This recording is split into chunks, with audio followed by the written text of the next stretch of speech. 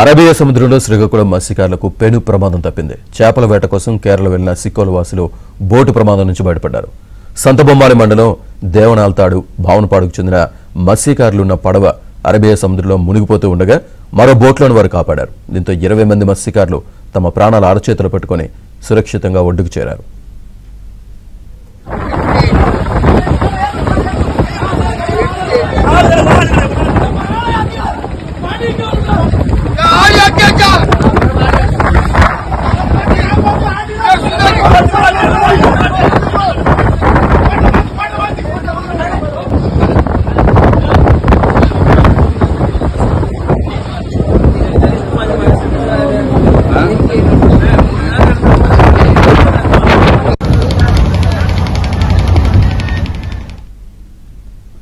Arabia సముద్రంలో శ్రీకాకుళం మత్స్యకారులకు పెను ప్రమాదం తప్పింది.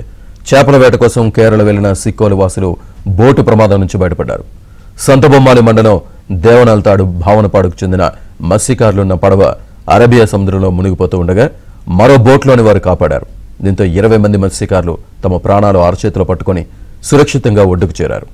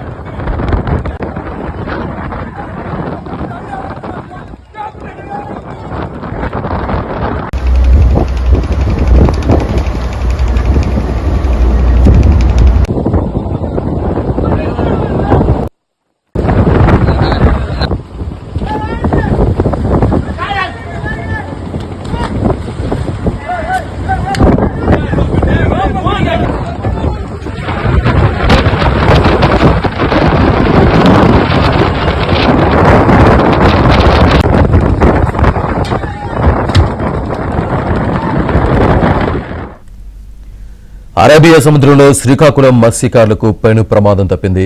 చేపల వేట కోసం కేరళ వెళ్లిన సిక్కోలు వాసులు బోటు ప్రమాదం నుంచి బయటపడ్డారు. ఆ విజువల్స్ ప్రస్తుతం మనం ఏబిఎన్ స్క్రీన్ మీద చూస్తున్నాం. సంతబొమ్మాలి మండలం దేవనాల్తాడు భావనపాడుకు చెందిన మత్స్యకారులున్న పడవ అరేబియా సముద్రంలో మునిగిపోతూ ఉండగా మరో బోట్లోని వారు కాపాడారు. దీంతో 20 మంది మత్స్యకారులు తమ ప్రాణాలు అరచేతులు పట్టుకుని సురక్షితంగా ఒడ్డుకు చేరారు.